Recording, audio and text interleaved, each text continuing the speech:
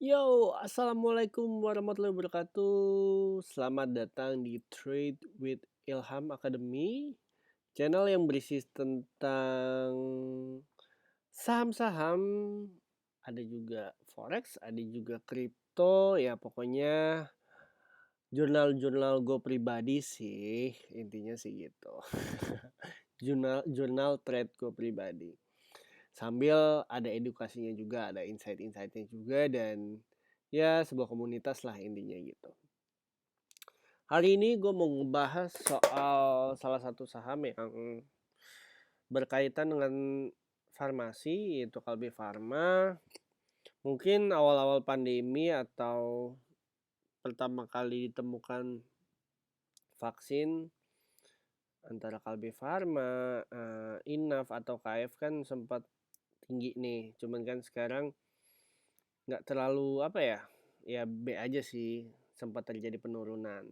Nah, gue mau ngebahas seputar dari rasio-rasionya, basic fundamental aja, terus charting. Nggak terlalu lama sih. Ya, video ini bisa dibilang sangat singkat karena emang secara basic fundamental pun disclaimer bahwa gue hanya melihat pertumbuhan, apakah pertumbuhannya baik atau belum membaik. Bukan gue bilang tidak, pasti gue berharap bahwa setiap perusahaan yang sudah IPO atau melantai di bursa, ya dia akan berusaha untuk perform well untuk perusahaannya sendiri dan juga Indonesia gitu. So, ini ada Kalbe Farma hari ini naik plus 1,97%, hampir 2%. It's a good point ya untuk IHSG yang kondisinya kemarin baru jebol resisten terdekatnya, terus sekarang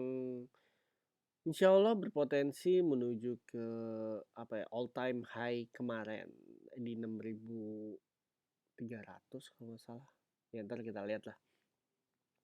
Kita bahas Kalbe Farma dulu secara rasionya. Ini gue tinggal stok fokus aja karena gue fokus dari laporan keuangannya secara rasio dari tahun 2014. Kita lihat pertumbuhannya, last price-nya, last price iya benar. Iya, dari 1.700 sekarang menjadi 1.500, sempat juga tahun 2008 turun 1.300. Kalau biasanya gue ya sekarang Kalbe Farma gue rasa market cap-nya juga sangat tinggi ya. Kalau kayak Kalbe Farma, siapa sih yang nggak kenal Kalbe Farma sekarang kalau misalnya mau beli obat atau apa gitu kan. Case-nya 2019, 2020 sampai sekarang itu terjadi peningkatan. Mungkin di 2020 awal ya dibilang turun juga enggak, karena semuanya butuh yang namanya obat untuk bertahan di rumah, kasarnya seperti itu. Total asetnya juga meningkat 2019 2020, 2021 belum keluar karena satu kuartal tuh kalau nggak salah 4 bulan. Ntar nunggu. Total equity-nya juga meningkat. Terus abis itu revenue atau keuntungannya juga meningkat.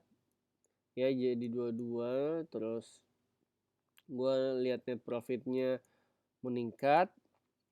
Interest expense-nya 67 juga meningkat. EPS atau earning per share-nya itu meningkat. EPS ini adalah potensi keuntungan yang dapat diberikan perusahaan, yang dapat dihasilkan perusahaan terhadap satu lembar saham gitu. 57,64. Ya, correct me if I'm wrong ya. Soalnya gue emang benar-benar masih mencari tahu, masih belajar tentang fundamental. PER ini price earning ratio, sebelumnya 35, sekarang 26. Semakin kecil PER diindikasikan harga semakin murah. Cuman kan ini gue ke-compare dari PER tahun sebelumnya ke PER sekarang.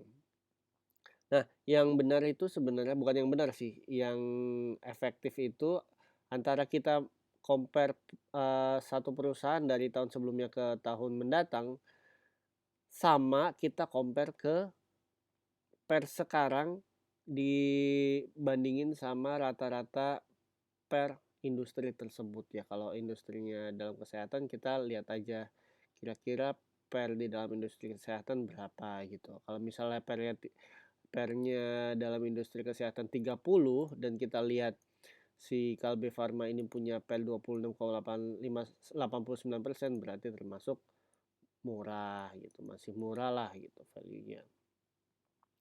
Terus return of asset-nya meningkat, ROE-nya meningkat. Ini cukup bagus sih kalau dari analisis rasio ini.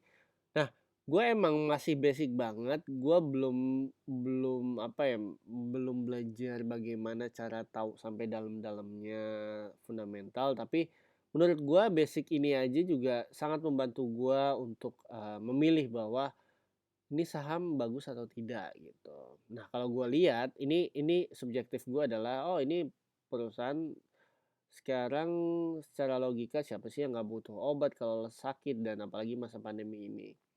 Gue rasa ini akan terus tetap bertumbuh dan gue bisa bilang bahwa secara basic ratio it's a good good insight untuk perusahaan Kalbe Farma. Nah, sekarang kita pindah ke chartnya. Chartnya ini gue nggak bakalan bahas banyak tentang technical analysis karena biasanya dibahas di grup Telegram gue dan juga ada kelasnya. Ini sekarang simpel aja ya. Ini masuk dalam zona sideways. Kemarin yang ini nih sempat naik juga. Terus waktu itu ini bulan Maret 2020 mas pandemi bla bla bla. Ini weekly, nah ini daily dia masih di sini. Kalau menurut gua selama dia masih ada di kolom ini untuk investasi sih buat nabung-nabung cicil-cicil kecil-kecil sih nggak masalah ya. Ya itu pilihan teman-teman lagi. Ini untuk khusus investasi. Asal si harga ini tidak lebih kecil daripada 1435 gitu. Tapi kalau untuk buat trading jangka pendek biasanya hal yang paling aman itu nunggu dia break dulu, break dari 1640 terus nunggu dia retest. Kalau misalnya di sini ada indikasi kenaikan baru dibeli gitu. Nah, target jangka panjangnya gimana sih? Target jangka panjang untuk investasi ya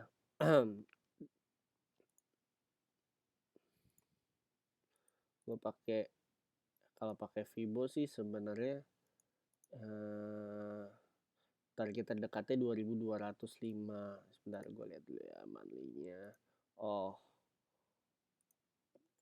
Nah, kalau untuk bener-bener jangka panjang sementara ini targetnya ya antara 2615 ya kalian lihat aja sendiri 3285 atau 3740 yang mana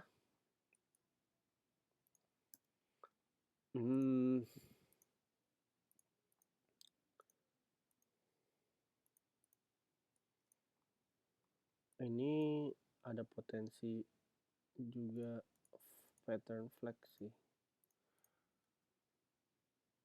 Gue coba cari ya yang cukup make sense. 3285. Ada potensi juga bahwa harga akan terus berjalan lalu dia akan menembus patternnya gitu. Makanya gue berharap kalau misalnya si Kalbe Farma ini secara jangka pendek bisa nembus 1640 sih, terus naik abis itu retest lagi di sekitar sini ada indikasi naik, ini paling konservatif atau paling amannya bisa beli di sini gitu. Yang harus dipikir 2 kali untuk membeli Kalbe Farma ketika harga di bawah 1435. Terus ada yang tanyakan, Ham, fundamentalnya bagus. Iya gimana ya, kalau gue ya sebenarnya ada orang yang bilang ya udahlah fundamentalnya bagus, kalau kita believe ya udah sikat-sikat aja tinggal dollar cost averaging. Nah, cuman kan kalau gue pribadi ya gue tetap nyari best price-nya lah. Soalnya fundamental untuk tahu, ini menurut gue ya, fundamental itu untuk tahu perusahaan apa yang kita beli. Nah, gue cenderung ke technical analysis ya. Gue pengen tahu lah waktu yang tepat kapan gue membelinya.